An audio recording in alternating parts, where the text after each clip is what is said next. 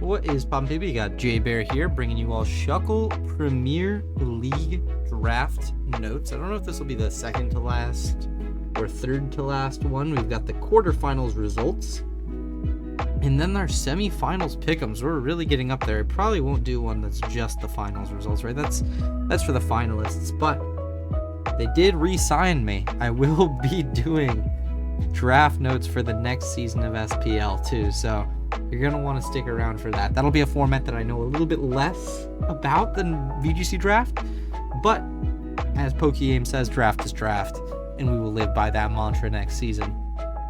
And yeah, without further ado, I just kindly ask that you please subscribe and leave a like if you are enjoying this draft league content, this draft notes content, because you're stuck with me for another season. So hopefully that means that everyone will enjoy. I certainly have enjoyed making these, and yeah, go ahead and leave a comment on who you think will win the Shuckle Premier League. You're twice as likely as you were saying it this week than last week, considering there are half as many teams left. And also treat this as your spoiler warning, and I will be revealing the semifinals games and the results of the quarterfinals in 3, 2, 1. Let's take a look. Our first matchup saw James versus Joey. This one was a rematch from the regular season. However, James did have some transactions, but ultimately Joey was able to win this one yet again. It was some close Pokemon being played, but Joey was able to adapt a little bit more with James's new threats in the transactions world, and was kind of able to take it home in a pretty close set with all the games being considered. Up next, we saw Viz versus Cybertron. This was another very close. This one was 3-game set. And in this one, we saw Viz pretty dominantly take game 1, right? Like, one of the most clean uses of some of his Pokemon, like the Terra Fairy choice Dragapult, which was awesome because it had Infiltrator, right? So the Grimmsnarl couldn't set up the screen. It would just kind of get sniped through the screen, which ultimately let him play very, very well. And he was able to set up Psychic Terrain so as he wouldn't get Thunder Waved. And it was a very cohesive Game 1 strategy. Game 2, the Dragapult got sniped right away by a Fake Out as a Terra Fairy. And that kind of made things go downhill until Viz was still in it, until he missed a Focus Blast, which was a bit unfortunate to say the least on the Ursaluna. And ultimately Cybertron was able to pick that one up.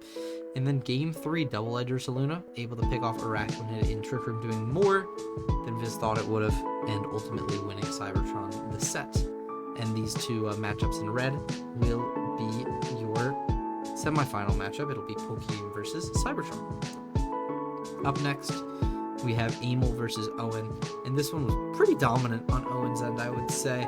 Amel was able to take game 2 off of a lot of luck, but Owen was able to make a lot of the right adaptations, especially game 3 tearing the Magmar into Dark, which was very helpful for living Hoopa on bound hits, and ultimately he was able to win pretty cleanly in the 3 games. The Ogerpon able to do a lot of work with a Life Orb, Terra, stacking multipliers, stack damage. And lastly was another not super close game between Mountay and Moxie boosted. This time we were able to see Moxie and Mountay duke it out, and Mountay ultimately was able to pick this one up. Moxie kind of took it a little bit less seriously with the Guillotine King Gambit, but Mountay was able to just execute his game plan and take it to semifinals. So you will see Owen versus Moxie, Owen versus Mountay, which is a Week 8 rematch, and Pokemon versus Cybertron, which is a Week 1 rematch. Let's go ahead and take a look. Pokemon versus Cybertron. Last time Cybertron had a few different pieces, but ultimately nothing too major, as we are able to see this time. I'm going to shout out Hydrapple. It did very well last time, Hydrapple and Manaphy being the 2 key players. Last time I shouted out Bronzong, and we all know how that turned out. Didn't come to the game. It was a team preview at least, but this time, with the additional threats of Meowscarada and Keldeo, I think it's going to be even more important that this Hydrapple is well used. Obviously, you're liable to triple axle and such, but it's going to be a bit challenging. I could see Furret coming again. I think that'd be pretty fun, getting a chance to see Furret. But I think this is going to be a pretty clear, gotta maintain the speed advantage. I think Deoxys speed could potentially be very valuable here. Annihilate, very good in bit of a slower paced team like Aaron's could be, Annihilate can do a thing. You could consider Bronzong again as well. I think it does still look very good if you wanted to bring it. Masquerada looks a little bit better, at least patching that one up. And I almost did shout out Masquerada. In fact, I probably could have, but I just shouted it out last week, so I didn't want to double dip. Instead, I'll shout out the Spectre, which I believe I also shouted out week 1. But yeah, same like last time. The Shadow Ball button just looks so free. Draining Kiss also with the Terra Fairy went insane. Just gotta worry about Ferd again, man. And I think it's gonna be a bit easier to deal with this time around between Keldeo and Masquerada and Staraptor. I think that's something that will make Aaron a little bit better off into the side of Pokegame.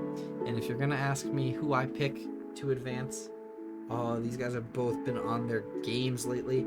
But based on how last time went, I always like to favor the loser of a rematch. And based on how it went, I will pick Cybertron to win this one. I think that he has what it takes to ultimately lock it up and go advance to the finals in his return to Draft League. But, you know, AIM will not go down without a fight. And then our other matchup, we said Mountay versus Owen. And this one was just played in Week 8. Mountay had a lot of cool tech and was ultimately able to take it. And I think this is going to be a bit different because it's going to be hard to execute that tech twice in a row. But I think Basque Legion just looks fantastic. The Last Respects and Swift Swim and whatchamacall Wave Crash, very, very threatening. I think Last Respects especially has a lot of utility against Owen's team. He just has to keep in mind, you know, Rains Up, you'll be faster than Overpon unless it's Choice Scarf with the Terra Boost, and you'll be able to do a lot of damage to that. But you have to keep in mind like Chien-Pao Soccer Punch, so I think it might be a bit of a Terra Hog if you can't address the Chien-Pao early. I also think our Chaladon looks really good. It's hard to execute the population bomb strategy, but also just like pop bombing into Magmar and getting burned, yeah, that's probably not ideal. Or into like a Rocky Helmet Overpon, which Owen had last time. I think are both strategies that can be a bit scary, but I think this Basque Legion can do worlds of work like it did last time. And last time I think it was the Mirror Herb set. He's gonna have to work a little bit harder, I think, this time. Not that last time was easy in the prep phase, but Owen's not going to spoon feed the Mirror Herb set again, I believe. And on Owen's side, the one positive from his game last time was the Thunders, and I think that, oh man, like you cannot get me to pick against this Thunders. It just did so well. Maybe we could see a Virizion adaptation from last time, which I think would be interesting. But it just has all the right coverage with the Terra Water. It can really just do it all. So I'm a pretty big fan of the Thundurus here.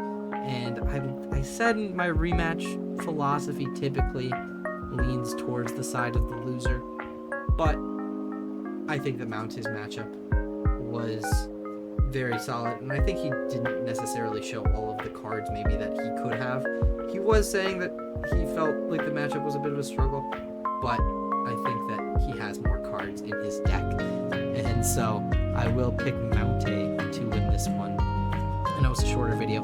These seasons are getting a little bit shorter now that there's only 2 matchups to go over, wouldn't you say? But ultimately, we will see where this takes us. And yeah, I hope you guys enjoy your semifinals. If everything goes my way, we'll see Cybertron versus Mountay in the finals. But anything is possible in the game of Pokemon, remember that. So I hope you all enjoy. Thank you all for watching this far. And yeah, I will see you all next time. Peace.